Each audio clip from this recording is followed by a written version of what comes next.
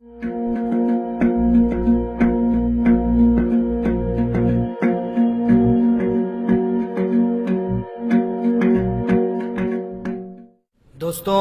सबसे पहले मैं आप सब लोगों का क्रांतिकारी इस्तकबाल करता हूं। आपको जय भीम और लाल सलाम पेश करता हूं। आज जिस विषय पे बोलने के लिए बुलाया गया है, मैं देख पा रहा हूं कि दर्शकों के बीच में, श्रोताओं के बीच में बहुत सारे ऐसे लोग हैं जो इस विषय के एक्सपर्ट हैं। मैं इस विषय का एक्सपर्ट नहीं हूं, लेकिन अपने जीवन के अनुभव से कुछ कुछ चीज़ों को हमने सीखा है। बस उसी के आधार पर कुछ बातें कहना चाहता हूं। जहां से सुभाष जी ने अपनी बात खत्म की है, वहीं से मैं अपनी बात को शुरू करना चाहता हूं कि जब समाज में सांप्रदायिकता है, समाज में धर्मांधता है और लोग धर्म और जाति से ऊपर उठकर सोचने को तैयार नहीं हैं, तो हमारी क्रांतिकारिता और उसकी रणनीति, उस पर बहुत ज़्यादा गंभीर विचार विमर्श करने की ज़रूरत है। क्योंकि हम जो बोलते हैं वो समाज में लोगों को समझ में नहीं आता है। दिक्कत उनकी नहीं है कि उनको समझ में नहीं आता है, दिक्कत हमारी है कि हम उनको समझा नहीं पाते हैं। और मैं एक वाक्य आप लोगों से शेयर करना चाहता हूं।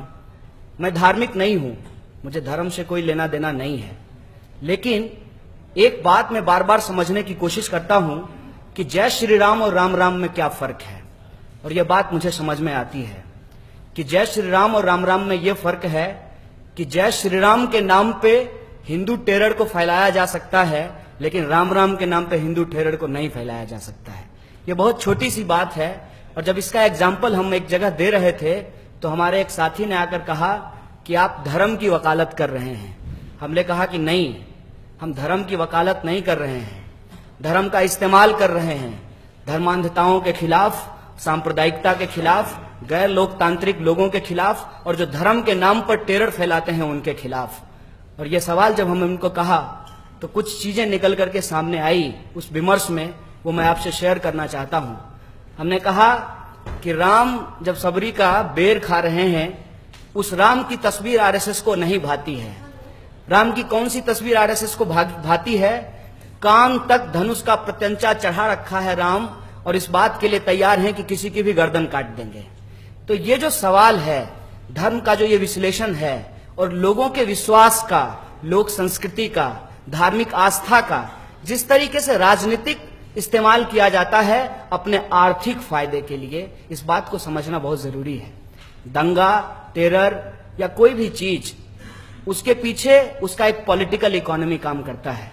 और उस पॉलिटिकल इकोनॉमी को अगर हम समझने की कोशिश करते हैं तो अपने आप यह बात समझ में आती है कि क्यों इजराइल का समर्थक बीजेपी बनता है, क्यों फिलिस्तीन के खिलाफ यहां पर यह कहा जाता है कि फिलिस्तीनियों को मार करके भगा देना चाहिए, क्यों हिटलर को वो अपना आदर्श मान लेते हैं, क्यों मुसोलिनी की तस्वीर वो अपने घरों में लगाते हैं, और क्यों आजकल वो कह रहे हैं कि अपना ट्रंप भाई आ जाएगा सब ठीक हो जाएगा।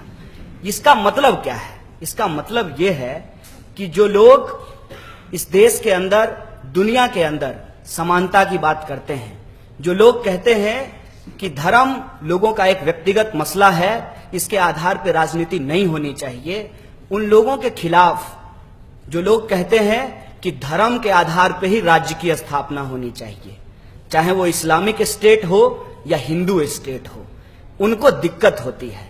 और बड़ी बात मैं आपको कहना चाहता हूं, मार्टिन लूथर किंग ने कहा है कि बुरे लोग इसलिए नहीं चिल्ला रहे हैं क्योंकि वो ताकतवर हैं, बुरे लोग इसलिए चिल्ला रहे हैं क्योंकि अच्छे लोग चुप होकर के बैठे हुए हैं। इसीलिए हमारी चुप्पी को तोड़ने की जरूरत है। और जब हम चुप्पी तोड़ने के लिए तैयार हैं तो फिर समझना पड़ेगा कि हम बोलेंगे क्या।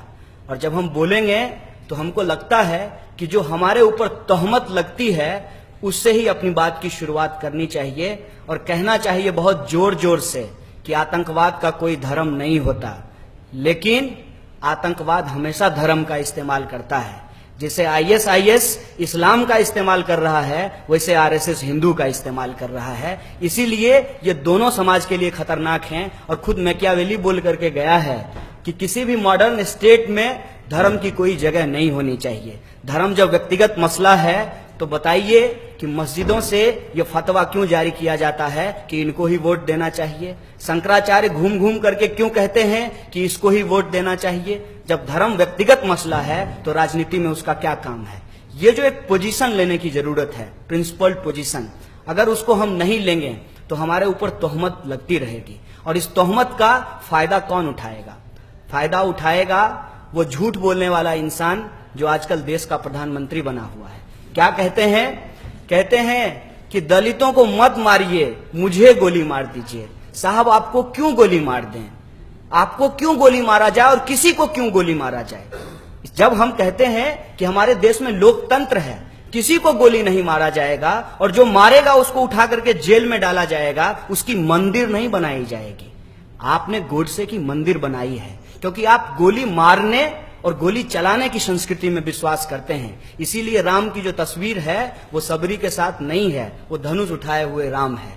इस बात को हमको समझना पड़ेगा और हिंसा का जो पॉलिटिक्स है, उसकी जो फिलॉसफी है, उसको हमको डीकंस्ट्रक्ट करना पड़ेगा कि कोई भी धर्म इस बात को नहीं कहता कि आप सामने वाले की जान लेकर के अपना आर्थिक और राजनीतिक हित साध लीजिए। ये कोई धर्म नहीं कहता। और हिंदुस्तान के अंदर जो फिलॉसफी है, उसके अंदर जो परंपरा है, वो तो और भी मजेदार है। यहाँ पे बुद्ध और कबीर की परंपरा है, यहाँ चारबाग की परंपरा है। यहाँ अगर ब्राह्मणिक परंपरा है तो उसके खिलाफ श्रामणिक परंपरा भी है। और हमको लगता है कि इस ब्राह्मणिक परंपरा के खिलाफ श्रामणिक परंपरा को हमको जिंदा करना पड़ेगा।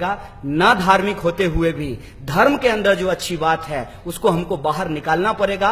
और जो लोग पोंगापंथी फैलाते हैं समाज में, जो रूढ़िवादिता फैलाते हैं समाज में, उनको मुंहतोड़ जवाब देना पड़ेगा। चाहे वो मौलाना हो जो कुरान का गलत इंटरप्रिटेशन करते हो, उसके खिलाफ भी कुरान पढ़ करके उनको बताएंगे कि आप गलत कुरान की व्याख्या कर रहे हैं। और जो लोग पंडित हैं टीका लगा करके कहते हैं कि धर्म का मतलब ये है, गीता पढ़ करके उनको समझाएंगे कि धर्म का मतलब क्या है। और हमको लगता है कि आज वो समय है जहां हम बार बार इस बात का विचार करें कि किसी की हत्या क्यों नहीं हुई, गांधी की ही हत्या क्यों हुई। इस बात पे हमको बार बार सोचने की जरूरत है। गांधी की हत्या इसलिए हुई कि गांधी को पचा पाना मुश्किल होता है।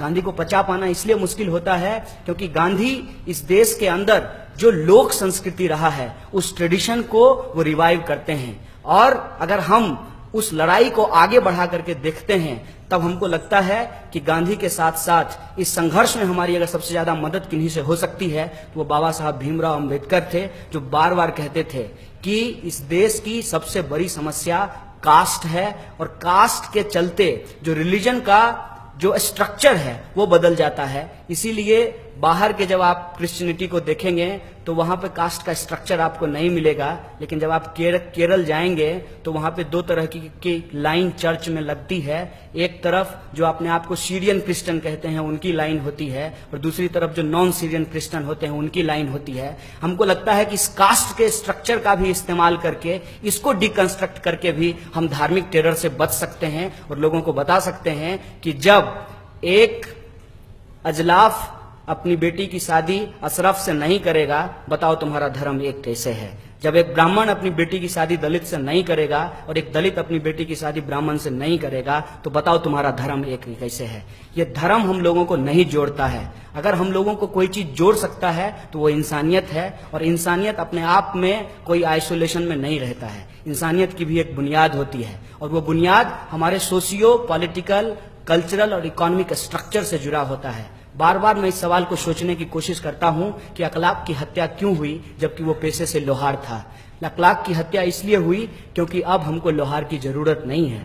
कल को हमारा जो ये उत्पादन का साधन बदल रहा है, हमारे जो संबंध बदल रहे हैं, उसकी वजह से जो डिविसिव फोर्सेस हैं, लोगों को बांट करके उनके ऊपर शासन करना ज्यादा आसान हो गया है। इसीलिए जो आज के समय में टेरर है, उस टेरर के पीछे जो सोशियो इकोनॉमिक जो पॉलिटिकल एनालिसिस है, उसमें हम इस नतीजे पे पहुंचते हैं कि फाइनेंशियल कैपिटलिज्म के क्राइसिस के चलते आज जो उत्पादन के साधन बदले हैं, उस उत्पादन के साधन में लोगों का कंसंट्रेशन एक जगह नहीं है। आप लोग अलग अलग जगह काम करते होंगे, बताइए कि आपके काम करने वाली जगह पे कितने धर्म और कितने जाति के लोग एक साथ रहते हैं।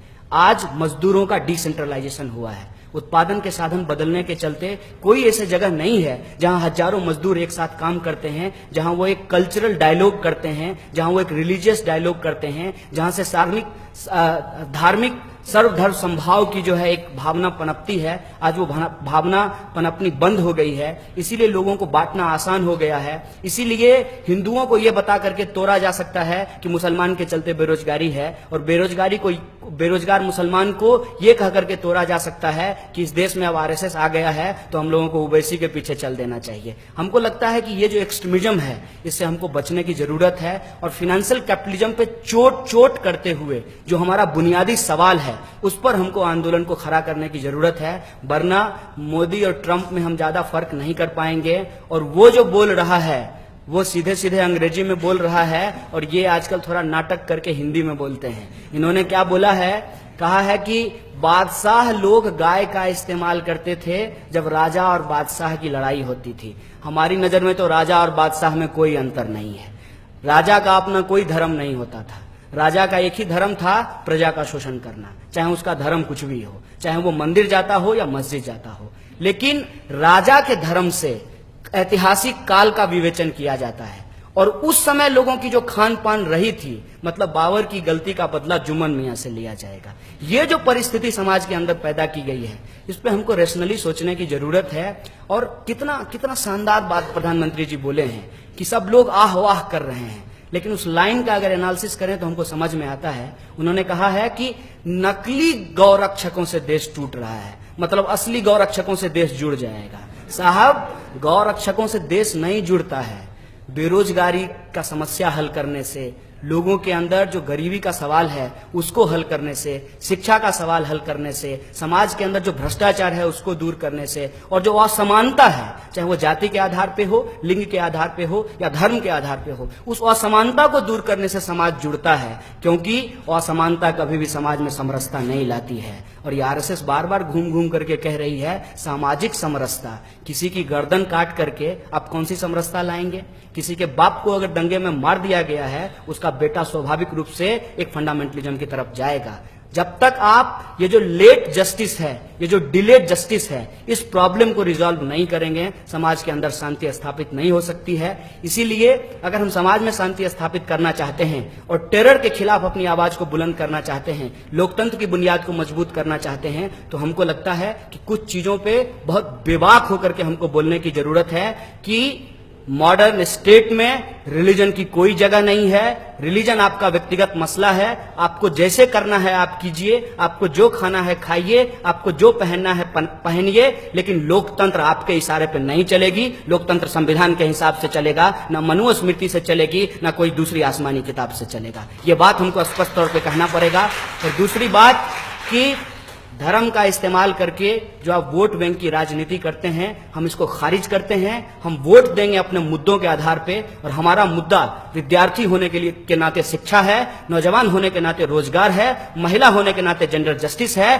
और दलित पिछड़ा होने के नाते सामाजिक न्याय है। इन मुद्दों पे हम वोट करेंगे। तो ये जो रास्ता है, इस रास्ते को हमको अपनाना पड़ेगा और बेबाक होकर के बोलना पड़ेगा। नहीं तो अगर हम झिझकेंगे तो हमारे ऊपर तुष्टीकरण का आरोप लगाएंगे, और हमारी कोई तुष्टीकरण नहीं है। हमारे अंदर समाज बदलने की संकल्पना है, और इस संकल्पना के ऊपर जो एक बहुत बड़ा हमला है वो सिर्फ राष्ट्रीय नहीं है, अंतर्राष्ट्रीय है। इसीलिए इस आंदोलन को राष्ट्रीय नहीं अंतर्राष्ट्रीय बनाने की जरूरत है। और मुझे उम्मीद है कि जब इतनी बेबाकी से हम लोग बातचीत करने के लिए तैयार हैं तो जुमलेबाजों को हराना ज्यादा मुश्किल नहीं है। बहुत बहुत शुक्रिया।